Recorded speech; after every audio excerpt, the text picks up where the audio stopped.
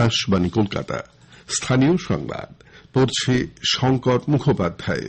বিশেষ খবর। রাজ্যে ভোট পরবর্তী হিংসার যাবতীয় অভিযোগের নথিপত্র চেয়ে সিবিআই রাজ্য পুলিশের ডিজিকে মেল করেছে। জাতীয় স্তরে সাধারণ মানুষের সমস্যা নিয়ে সরব হওয়ার জন্য তৃণমূল কংগ্রেস বিজেপি বিরোধী সব রাজনৈতিক দলকে নিয়ে একটি কোর কমিটি গঠনের প্রস্তাব দিয়েছে। রাজ্যের সরকারি দপ্তরে কর্মী নিয়োগের উদ্দেশ্যে সংশ্লিষ্ট দপ্তরগুলির শূন্য পদের সংখ্যা জানতে চাওয়া হয়েছে। পঞ্চায়েত ও গ্রামোন্নয়ন মন্ত্রী সুব্রত মুখোপাধ্যায়কে ক্রেতা সুরক্ষা ও স্বনির্ভর গোষ্ঠী দপ্তরের অতিরিক্ত দায়িত্ব দেওয়া হল। রাজ্যে দৈনিক করোনা সংক্রমণ বাড়লেও মৃত্যুর সংখ্যা কমেছে। রাজ্যে গতকাল দেওয়া হয়েছে 1,92,500-এরও বেশি ভ্যাকসিন ডোজ। দেশজুড়ে সরকারি টিকাদান কেন্দ্রগুলিতে 18 ঊর্ধ্ব সবাইকে বিনামূল্যে কোভিড টিকা দেওয়া হচ্ছে। তরুণ শ্রোতাদের কাছে আমাদের আবেদন, টিকা নিন, অন্যদেরও টিকা নিতে সাহায্য করুন। করোনার বিপদ কিন্তু কাটেনি, তাই বেরোনো খুব জরুরি না হলে বাড়িতেই থাকুন এবং এই সহজ পদক্ষেপগুলি মেনে চলুন। মাস্ক পরুন, নিরাপদ দূরত্ব বজায় রাখতে 2 গজ দূরে থাকুন, হাত আর মুখ পরিষ্কার পরিচ্ছন্ন রাখুন।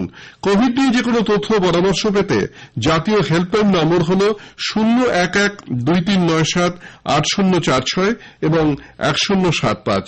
আসছে বিস্তারিত সংবাদে। কলকাতা হাইকোর্টের নির্দেশ মেনে সিবিআই রাজ্য সরকারের কাছে নির্বাচন পরবর্তী হিংসার অভিযোগের যাবতীয় নথিপত্র চেয়ে মেল করেছে। গতকাল সিবিআইয়ের তরফে এই মর্মে রাজ্য পুলিশের ডিজি বীরেন্দ্রকে মেল করে এ সংক্রান্ত যাবতীয় মামলা এবং সেই অভিযোগের ভিত্তিতে রাজ্যের নেওয়া পদক্ষেপের বিশদ রিপোর্ট জমা দেওয়ার কথা বলা হয়েছে। এই নথি হাতে এলেই সিবিআই প্রত্যেকটি অভিযোগের জন্য পৃথকভাবে মামলা দায়ের করবে বলে মনে করা হচ্ছে। পাশাপাশি সিবিআই খুন এবং ধর্ষণ সংক্রান্ত মামলাগুলির এফআইআর এবং কেস রেকর্ডের তথ্য চেয়েছে। রাজ্যে নির্বাচন পরবর্তী হিংসায় মোট 29টি খুন এবং 12টি ধর্ষণের মামলা রয়েছে বলে আগে জানা গেছে। সব অভিযোগ খতিয়ে দেখার জন্য সিবিআই ইতোমধ্যেই 4টি বিশেষ দলও তৈরি করেছে। জাতীয় স্তরে বিভিন্ন বিষয়ে সাধারণ মানুষ যেসব সমস্যার সম্মুখীন হচ্ছেন তা নিয়ে সরব হবার জন্য তৃণমূল কংগ্রেস বিজেপি বিরোধী সব দলকে নিয়ে একটি কোর কমিটি গঠনের প্রস্তাব দিয়েছে। কংগ্রেস সভানেত্রী সোনিয়া গান্ধীর পৌরোহিত্যে বিরোধী দলগুলির ভার্চুয়াল বৈঠকে অংশ নিয়ে তৃণমূল কংগ্রেস নেত্রী মুখ্যমন্ত্রী মমতা ব্যানার্জি গতকাল একথা বলেন। বাড়ির কেউ আয়কর দেন না এমন পরিবারকে মাসে 7,500 টাকা করে দেওয়ার জন্য তিনি কেন্দ্রের কাছে দাবি জানিয়েছেন। পাশাপাশি সকলের জন্য ভ্যাকসিন, কৃষি আইন প্রত্যাহার, পেগাসাস ইস্যুতে বিচার বিভাগীয় তদন্তের মতো 5টি বিষয়ে যৌথভাবে আন্দোলন গড়ে তুলতে তিনি উপস্থিত দলগুলিকে আর্জি জানান। মানবাধিকার কমিশন সহ বিভিন্ন কেন্দ্রীয় সংস্থা যেভাবে রাজনৈতিক উদ্দেশ্যে ব্যবহার করা হচ্ছে তার বিরুদ্ধে সবাইকে নিজেদের অহং ভুলে একজোট হয়ে আন্দোলনে নেওয়ার জন্য তিনি অনুরোধ জানিয়েছেন।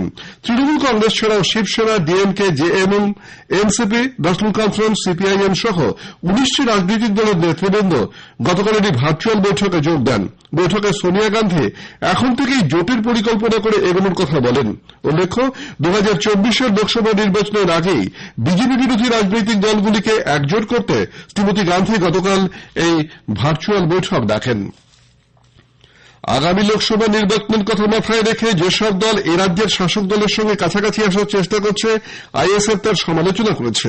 কলকাতায় গতকাল এক সাংবাদিক বৈঠকে আইএসএফ এর বিধায়ক নওশাদ সিদ্দিকী বলেন যে মোর্চার যেসব শরিক মনে করে যে আইএসএফ থাকলে তাদের ভোট ব্যাংকের ক্ষতি হবে তারা ঠিক করছেন না। পঞ্চায়েত ও গ্রামোন্নয়ন মন্ত্রী সুব্রত মুখোপাধ্যায়কে ক্রেতা সুরক্ষা এবং স্বনির্ভর গোষ্ঠী দপ্তরের অতিরিক্ত দায়িত্ব দেওয়া হয়েছে। এই 2 দপ্তরের মন্ত্রী সাধন পাণ্ডে দীর্ঘদিন অসুস্থ। এই 2 দপ্তরের কাজে যাতে অসুবিধা না হয় তাই জন্যই এই সিদ্ধান্ত নেওয়া হয়েছে। তবে সাধন পাণ্ডেকে মন্ত্রিসভার সদস্য হিসেবে রেখে দেওয়া হচ্ছে। আপাতত তিনি দপ্তরবিহীন মন্ত্রী হিসেবেই থাকবেন। রাজ্য সরকার তাদের বিভিন্ন দপ্তরে কর্মী নিয়োগের উদ্দেশ্যে সংশ্লিষ্ট দপ্তরগুলির শূন্য পদের সংখ্যা জানতে চেয়েছে। কর্মীবর্গ ও প্রশাসনিক সংস্কার দপ্তর থেকে সব দপ্তরকে চিঠি পাঠিয়ে তাদের হাতে শূন্য পদের সংখ্যা জানতে চাওয়া হয়েছে। কর্মীদের অবসর নেবার ফলে বা অন্যান্য কারণে কোনো পদ খালি হলে সে বিষয়ে তথ্য সম্বলিত তালিকা পাঠাবার নির্দেশ দেওয়া হয়েছে। প্রতি মাসের 7 তারিখের মধ্যে সমস্ত দপ্তরকে এই তথ্য কর্মীবর্গ এবং প্রশাসনিক সংস্কার দপ্তরকে রিপোর্ট পাঠাতে হবে। কর্মরত অবস্থায় কোনো কর্মীর মৃত্যু হলে সেই তথ্য পাঠানোর জন্য বলা হয়েছে। বঙ্গীয় প্রাথমিক শিক্ষক সমিতি অবিলম্বে এসএসকে পার্শ্ব শিক্ষক শিক্ষাবন্ধু সহ চুক্তিভিত্তিক শিক্ষকদের স্থায়ীকরণের দাবি জানিয়েছে।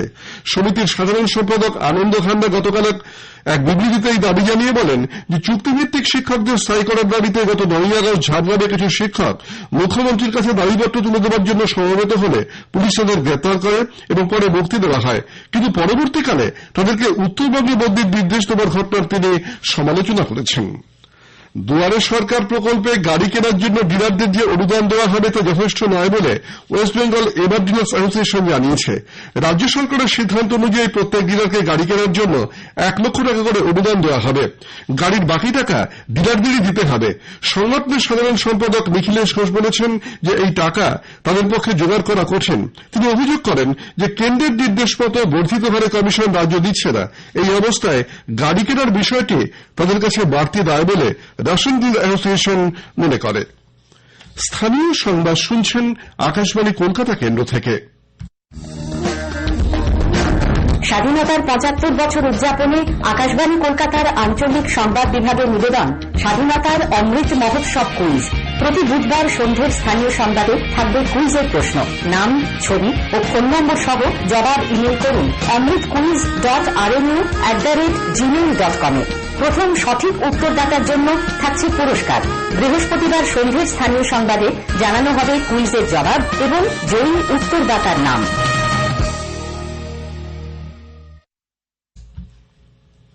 রাজ্যে দৈনিক করোনা সংক্রমণ বেড়ে হয়েছে 758। গত সন্ধ্যায় রাজ্য স্বাস্থ্য দপ্তরের রিপোর্ট অনুযায়ী আগের দিন এই সংখ্যা ছিল 731। একদিনে সুস্থ হয়েছেন 767 জন, মৃত্যু হয়েছে 9 জনের। আগের দিন এই সংখ্যা ছিল 12। আরোগ্যের হার 98.19%। দৈনিক সংক্রমণে উত্তর 24 পরগনা আবার শীর্ষে। আক্রান্ত হয়েছেন সেখানে 89 জন।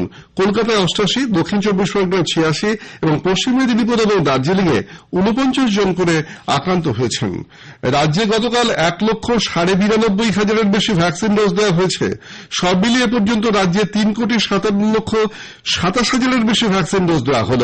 এদিকে কলকাতায় গতরাতে 8,77,000-এর বেশি কোভিশিল্ড ভ্যাকসিন এসেছে। এগুলি বাগবাজারের সেন্ট্রাল স্টোরে রাখা হয়েছে। ইন্ডিয়ান অয়েলের এলপিজি গ্রাহকরা এখন থেকে রিফিল বা গ্যাস বুকিং এর ক্ষেত্রে পছন্দ মতো সরবরাহকারী ডিস্ট্রিবিউটর বাছাই করতে পারবেন। ইন্ডিয়ান অয়েল ওয়ান অ্যাপ অথবা cx.indianoil.in পোর্টালে গ্রাহকরা তাদের নিয়মিত সরবরাহকারী ডিস্ট্রিবিউটরের বিকল্প হিসেবে অন্য ডিস্ট্রিবিউটর নির্বাচন করতে পারবেন। পড়ুয়াদের সুবিধার জন্য রাজ্য সরকার স্নাতক স্তরে কলেজে ভর্তির আবেদনের সময়সীমা বাড়িয়েছে। আগামী শুক্রবার পর্যন্ত তারা আবেদন করতে পারবেন। 1 অক্টোবর থেকে চলতি শিক্ষাবর্ষের ক্লাস শুরু করতে হবে। কেন্দ্রীয় সরকার উত্তরবঙ্গের উন্নয়ন করতে চাইলেও রাজ্য সরকারের অসহযোগিতার কারণে তা হচ্ছে না বলে কেন্দ্রীয় প্রতিমন্ত্রী জন বার্লা অভিযোগ করেছেন। গতকাল কোচবিহারে বিজেপির শহীদ সম্মান যাত্রায় অংশ নিয়ে তিনি বলেন যে কেন্দ্র উন্নয়নের কাজে রাজ্য সরকারের কাছে সহযোগিতা চায়। গত কয়েকদিনের টানা বৃষ্টিতে এবং ভুটান পাহাড়ে বৃষ্টির জেরে জলপাইগুড়ি জেলার সব নদীতে জলস্তর বৃদ্ধি পেয়েছে।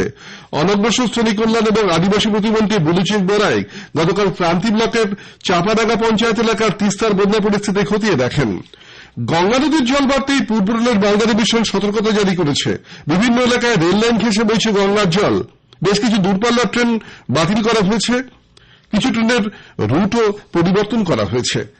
উত্তর 24 পরগনার হাবড়ার বেলঘড়িয়া এক্সপ্রেসওয়েতে গতরাতে এক সড়ক দুর্ঘটনায় তপন ঘোষ নামে এক প্রৌঢ়ের মৃত্যু হয়েছে। নিয়ন্ত্রণ হারিয়ে একটি গাড়ি ষাটোর্ধ্বই ব্যক্তিকে ধাক্কা মারলে তিনি রাস্তার পাশে ইটের মধ্যে পড়ে যান। কোচবিহারের দিনহাটা থানার পুলিশ বেআইনি কাপ সিরাপ সহ 4 জনকে গ্রেপ্তার করেছে। পশ্চিম মেদিনীপুরের নারায়ণগড়ের বীরকার গ্রামে পারিবারিক বিবাদের জেরে মদ্যপ ছেলের মারে মৃত্যু হয়েছে রিপু মল্লিক নামে এক মহিলার। অভিযুক্ত নটবর মল্লিককে পুলিশ গ্রেপ্তার করেছে। উত্তর 24 পরগনার দক্ষিণ দমদম এলাকা থেকে 6 কেজির বেশি বেআইনি সোনা উদ্ধার হয়েছে, যার বাজার দর প্রায় 3 কোটি টাকা। গ্রেপ্তার করা হয়েছে 2 জনকে। অস্ত্র হাতে হুমকি দেবার যে ভিডিও সোশ্যাল মিডিয়ায় ছড়িয়ে পড়েছে, পুরুলিয়ার তৃণমূল কংগ্রেস জেলা সভাধিপতি সুজয় বন্দ্যোপাধ্যায় তাকে বিরোধীদের কুৎসা বলে দাবি করেছেন। সুজয়বাবু সাংবাদিকদের বলেছেন যে পুজোর ভাষণের মিছিলটিতে সুষ্ঠুভাবে এগিয়ে নিয়ে যাবার নির্দেশ দিচ্ছিলেন তিনি। সেই সময় তার সুরক্ষায় থাকা জওয়ানের রাইফেলটি শুধু তার হাতে ছিল। পশ্চিম মেদিনীপুরের খড়গপুর টাউন থানার পুলিশ ভুয়ো সাংবাদিক পরিচয় দিয়ে চাকরি পাইয়ে দেবার নামে টাকা আদায়ের অভিযোগে রাহু দাস নামে এক যুবককে গ্রেপ্তার করেছে। পশ্চিম বর্ধমানের পাণ্ডবেশ্বরের কলিয়ারি এলাকায় পুলিশ শিবু পাসওয়ান নামে একজনকে গতকাল আগ্নেয়াস্ত্র সমেত গ্রেপ্তার করে। তার কাছ থেকে একটি কার্বাইন, পিস্তল, একটি রাইফেল এবং ম্যাগাজিন উদ্ধার করা হয়েছে। শেষ করার আগে স্থানীয় সংবাদের বিশেষ কিছু অংশ আরেকবার। রাজ্যে ভোট পরবর্তী হিংসায় যাবতীয় অভিযোগের নথিপত্র চেয়ে সিবিআই রাজ্য পুলিশের ডিজিকে মেল করেছে। জাতীয় স্তরে সাধারণ মানুষের সমস্যা নিয়ে সরব হতে তৃণমূল কংগ্রেস বিজেপি বিরোধী সব রাজনৈতিক দলকে নিয়ে একটি কোর কমিটি গঠনের প্রস্তাব দিয়েছে। পঞ্চায়েত ও গ্রামোন্নয়ন মন্ত্রী সুব্রত মুখোপাধ্যায়কে ক্রেতা সুরক্ষা এবং স্বনির্ভর গোষ্ঠী দপ্তরের অতিরিক্ত দায়িত্ব দেওয়া হয়েছে।